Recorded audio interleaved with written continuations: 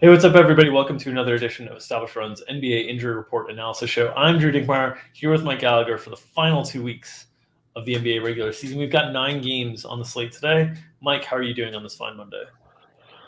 Well, I was feeling great up until Time Lord went down. I got a lot of Time Lord Defensive Player of the Year tickets that I'm about to rip up, but hopefully Marcus Smart. I got some plus 35,000s on Marcus Smart. But yeah, I had a killer weekend.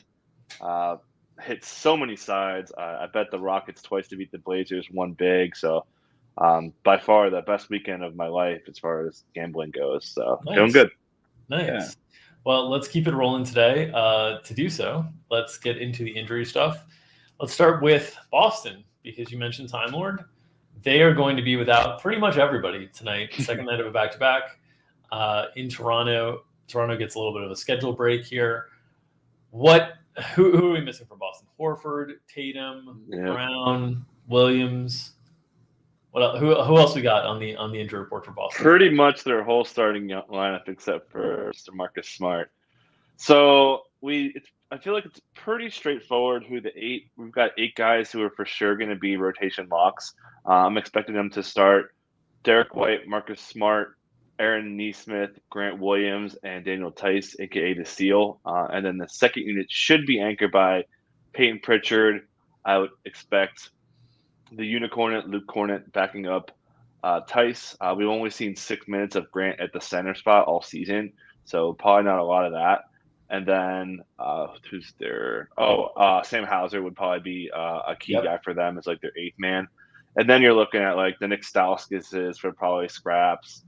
Maybe you get into the Broderick Thomases of the world and those guys, but the headlines are going to be the starters: Peyton Pritchard, maybe Luke Cornett, who's played some power forward as well. So he could be sneaky, especially if Tice gets into some foul trouble with the way the Raptors are going to attack the paint on them. So definitely. I haven't seen any prices, but certainly going to be a lot of value here. Yeah, I'd imagine it's also a spot where they aren't going to go too heavy into Marcus Smart minutes. If the game's not, if the game's competitive, maybe they'll let things run because they do have, they've moved into the number 1 seed now. There's some potential for, being able to hold on to that. But I think they're most likely just going to – I don't think this game will be competitive, and I think, we'll just kind of move on from there. It'll be spread out minutes with the secondary guys. But I think it'll be a really good opportunity for the Peyton Pritchards of the world, the Daniel Tices, like those guys. I think they're going to play mid-20s, upper 20s minutes potentially today. So really good opportunity for those guys. Plenty of value to be had on the Boston side of things.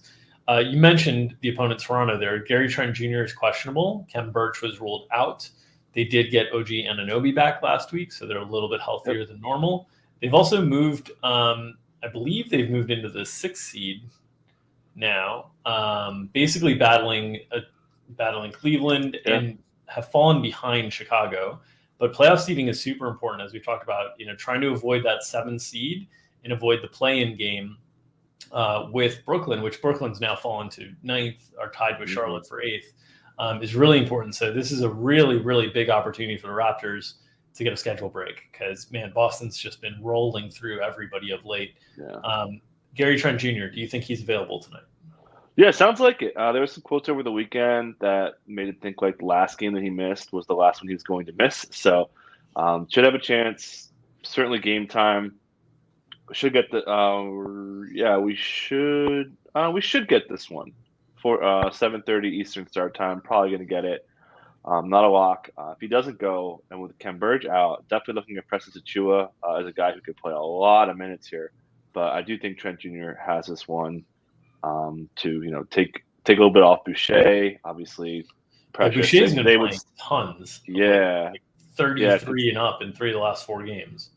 Yeah, they would definitely go back to their starting lineup of Van Vliet, Trent, OG, and Anunoby, Scotty Barnes, and and Pascal Siakam as their 5. And then, as you mentioned, like we know Nurse will run them up there really high. Probably won't see big minutes out of Trent if he returns. Probably be like, normal big minutes, like 34 or something like that.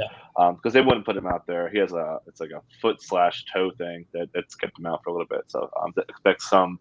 As Fan and I call it, the Canadian caps on him. Other injury situations to monitor: Memphis. They're without John Morant for a while now, but they've also got Jaren Jackson Jr. and Brandon Clark questionable. It is notable that they assigned Santi Aldama to the G League, which usually you wouldn't do if you're concerned about like multiple players sitting in this spot. So I feel pretty good that one of Clark or Jaren Jackson Jr. is going to be able to play. What are your thoughts on their availability tonight against Golden State?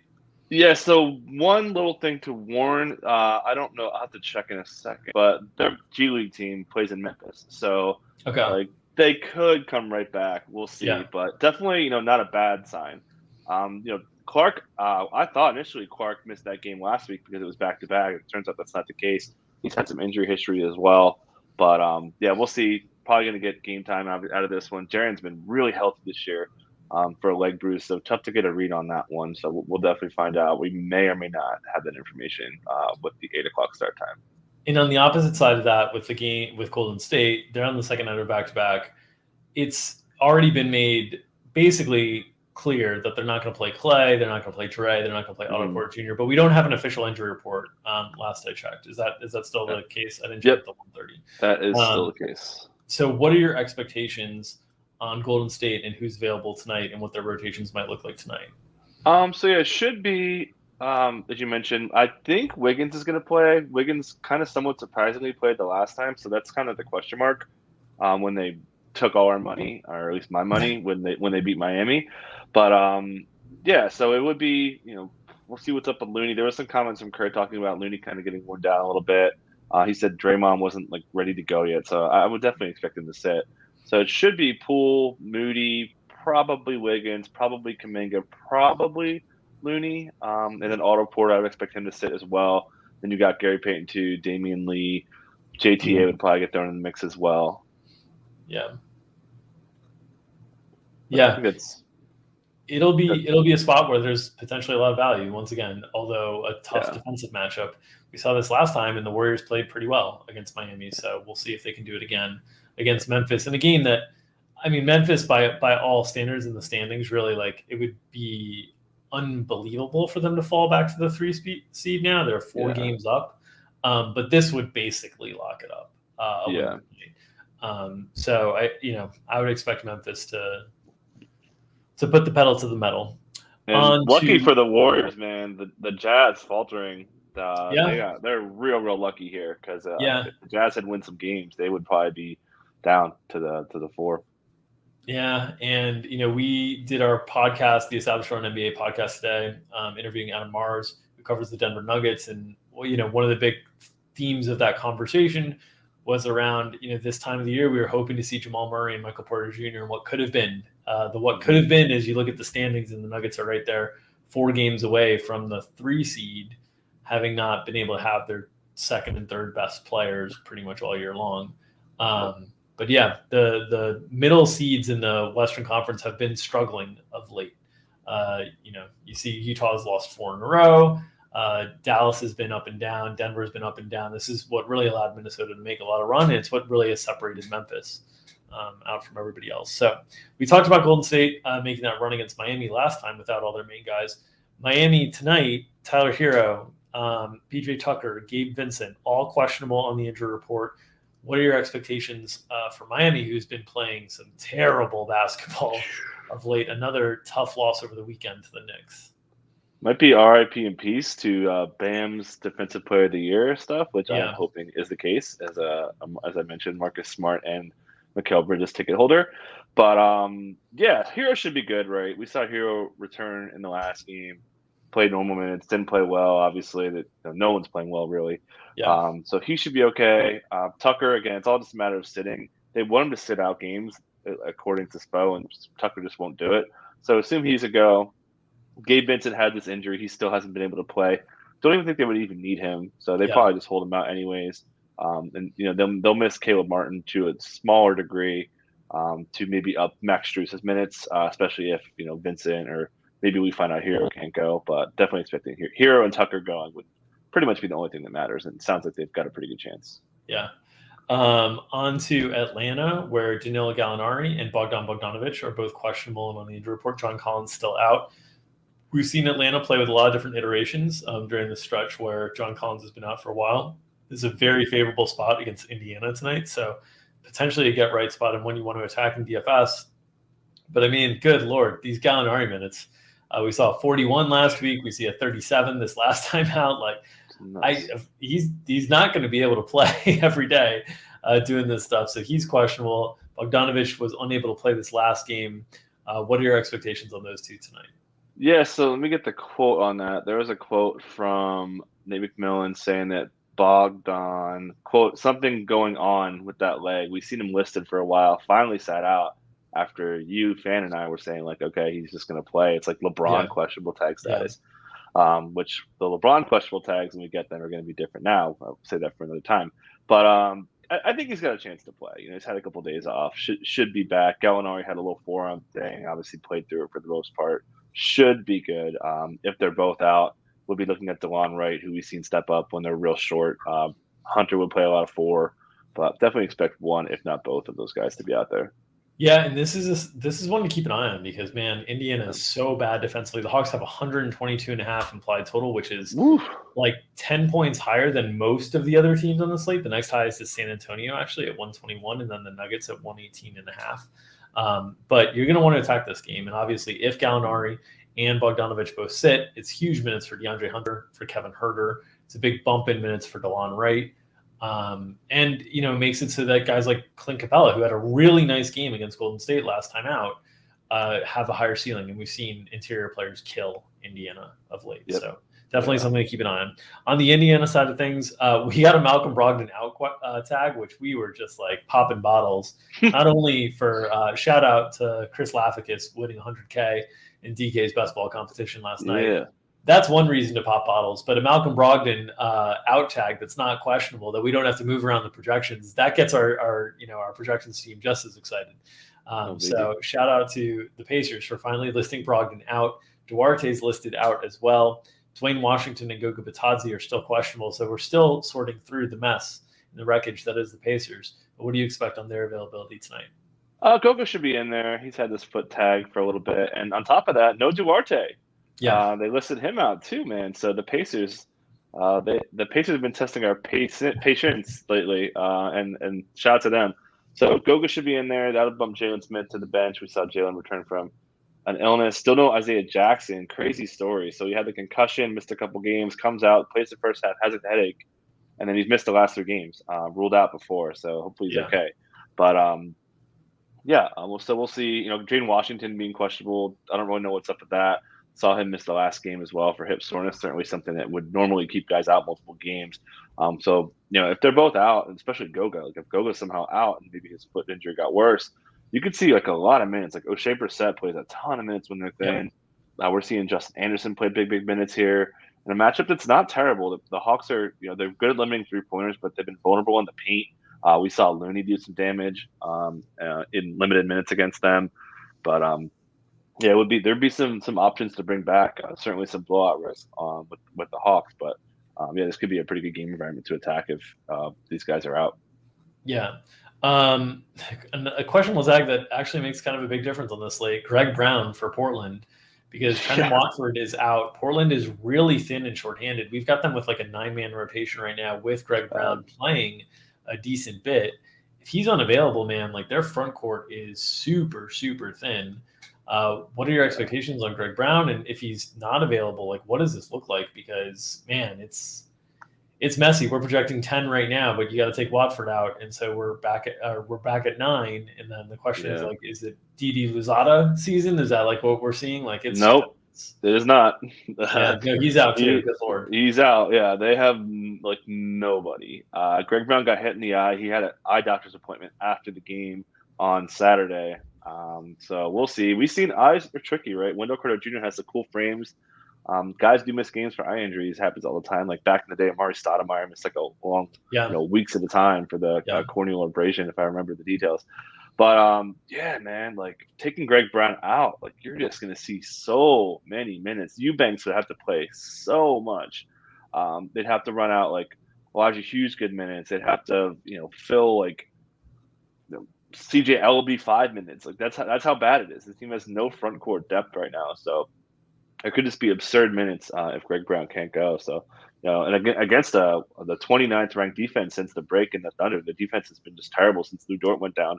So, really, really island game, baby. What an island game. All the games are on early. I can't do it with these two teams. Like with this NBA schedule, we have all these games, 8 games that start 8:00 Eastern or before, and one late game is Oklahoma City, Portland. These two teams that they're running out there should not even be in the NBA. Portland is particularly on my dirty list after Brandon Williams didn't even top 17.5 total points in 2 games after I gave out a public bet on him being an over. Whew. I'm not looking forward to this game at all. I will be watching other TV because this isn't for me. But Mike, I'm glad you'll be. I love the Blazers. They made me rich over the weekend, man. I just keep betting against them. So I love it, man. Keep putting that team out there. On the Oklahoma City side, no Shai Gilgeous-Alexander. They've obviously been without Dort and Giddey and Kenrich Williams and Ty Jerome and all those guys for a while. Now they're without Darius Bazley. Look at this injury report. It takes up the whole screen. It's so ridiculous. They do get Jeremiah Robinson Earl back. Yeah. But what do you expect things to look like for OKC? Yeah, so it should be I feel like it's probably going to be Trey Mann, Teo Maledon, Aaron Wiggins, Pokashevsky at the 4, Isaiah Roby, Jeremiah Robinson Earl off the bench, Lindy Waters, and Vit Krejci being kind of the core 8 guys in their rotation. It should be pretty good minutes. This again, I mean, Portland, they are bad. They're worse in the league in like every category. So there's going to be value here. A lot of stuff to like there. So we'll see what's up with Jeremiah Robinson Earl's minutes. Probably going to be capped. Coming off a foot fracture injury, significant. So I wouldn't expect him to play big minutes. Maybe gets cutting into Olivier Sarr to kind of split the backup Roby minutes and a really good matchup for him. But Lindy's going to be busy. I think Lindy's going to get mid-20s minutes. He's been awesome. Michael Malone called him first team all name team, which is true because we had a whole big deal about Lindy Waters III. Yeah. Interesting. This is very few instances when you get a third versus possibly a third, and Greg Brown III versus Lindy Waters III. So shout out to the number 3. That was a random, but I'm pumped for this game, man. Party at my house for sure. I love this dirty tanking stuff. Outrageous, just outrageous. Some returns tonight. Wendell Carter Jr. expected back for Orlando. Basically, Orlando decided they're playing a team that they can afford to have Wendell Carter Jr. play and maybe lose the game still. That's why Wendell Carter Jr. is back. So matchup against Cleveland, one that he should be on the floor quite a bit. He's been producing really well when he's been out there. But I think more than anything, like you just got to be a little bit careful with Orlando these days because they are clearly showing tank signals. Which is concerning that you might get some weird like rotation stuff that you're not always prepared for. Yeah, that's the thing. So we were talking about maybe betting this game, and that's the thing. I want to make sure that they're starting. Like if I take this bet with Orlando plus 8.5, I want to make sure that the lineups are good and I don't get any funny business. And, we hurt his wrist in warmups. Because I mean, as you said, look at this. The top of this tankathon that we've got a. This is, I mean, my God, man, you could have your race for the 6 seeds. Like, give me this with Detroit, Orlando, and Houston vying for the number 1 spot. OKC, like they want to look. If Portland somehow, if they, they could drop this game or something and move up, like that'd be crazy. So, Houston's got a back-to-back with Sacramento coming up soon. So, Houston is looking like the odd man out for me from that group. We'll see what happens in terms of the top 3. As you can see there, you get 14% chance of the number 1 overall pick compared to 12.5% chance. But then you also, if you do ascend to the top, you also get basically the priority of seeding with, anybody that jumps you, you're still there. It'll be very interesting to see what these teams do. Houston, I thought, had some opportunities to pull some real funny business over the weekend. They did not against Portland. So I think Houston's signaling that they're just going to play things out. Orlando is signaling the exact opposite with the Wendell Carter Jr. stuff. And Detroit is also kind of signaling the opposite a little bit as well with some of the stuff they've done with Jeremy Grant. But stuff to keep an eye on, certainly playing down the stretch, because the last thing you want to do is play a player that you expect to play like 34 minutes and they end up playing like 22 because they were playing too well, and the team's like, we got to kind of pull things back. Be careful with Orlando. Which doesn't happen much. It doesn't happen. It doesn't happen too much. It really doesn't. It's more usually once the decisions are made of who's going to play. Yeah, it's usually good. Sometimes what you'll get is not necessarily like a player that's going so well that they limit him, but you'll get like a game plan that is like, we're going to have everybody play 25 minutes type thing. Yes, exactly. Yeah. And that's the thing that you want to be worried about. Yep. Yeah, I'm not. If I'm betting the Magic, I'm waiting like right to the last minute, and I think it's a good bet. But I just want to feel really comfortable that Wendell Carter Jr., who's a good player. I like this matchup against Lauri Markkanen for him. I'm assuming the Cavs are going to start Karras and Okoro again, based on what Bickerstaff was saying. Other returns, Devin Vassell is back for San Antonio. No Lonnie Walker tonight, though. What are your expectations on Vassell's role and how things look like for San Antonio, who is sneakily closing in on that 10th seed with the Lakers? They've won 3 in a row. They are there. I think they've got the Lakers tiebreaker as well.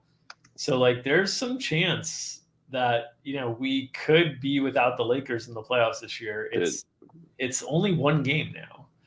And only 1.5 behind the Pels. So the Spurs are certainly charging here. What are your expectations on the rotation tonight with Devin Vassell back and without Lonnie Walker? Yeah, so Vassell had a little Achilles thing in pregame, and they listed him out. Popovich said during warmups he didn't even know that he was out until he thought he was breaking the news, but he was not. So yeah, Richardson's been pretty good. I think they probably start him. It could still be Primo. They've been leaning Primo in the Lonnie spot, basically. So I guess just say Doug McDermott spot. But it's definitely going to be Pirtle, Keldon, DeJounte. And I think it's going to be Vassell is one of those two. And then probably Primo, just the way it's been shaking out. So those guys will be kind of the core 6. Then you'll have Zach Collins behind Pirtle, and then a little bit of KBD. Those guys aren't really fantasy relevant, though.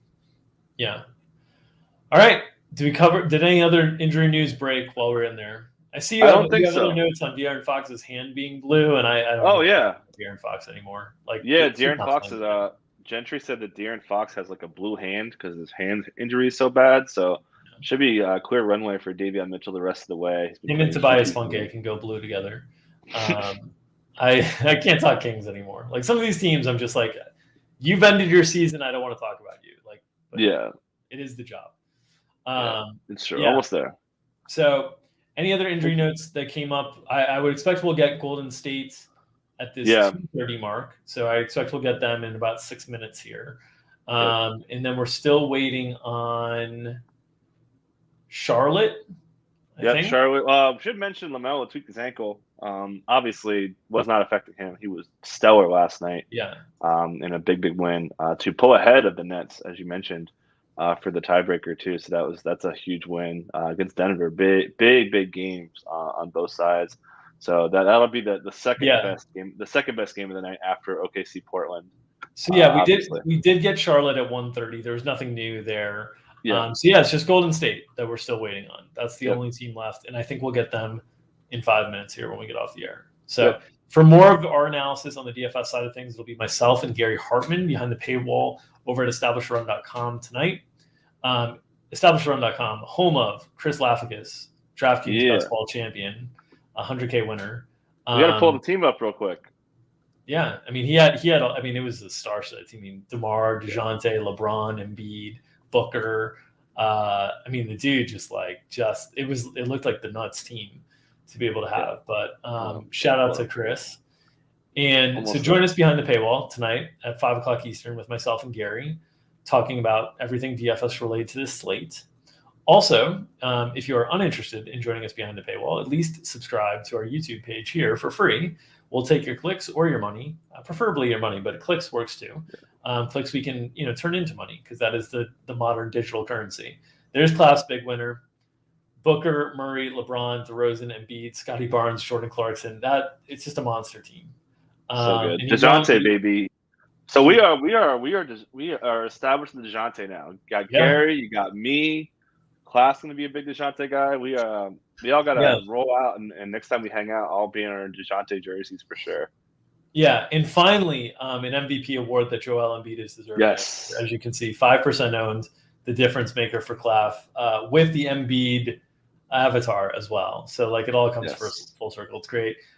Shout out to the horrific prize structures in that contest. You can see someone finishing 5th earned 3% of the person finishing 1st. Shout out to Claff for getting all that bag. Get that bag, Claff. Really proud of you. Really happy for you. He worked super hard and during the preseason like begged to do a best ball article for us. So like he really grinded best ball. Potentially the future Justin Herzig of the NBA side, because Justin did all that stuff on the NFL side and just like crushed best ball. So hopefully Claff can continue to keep it rolling like Justin has.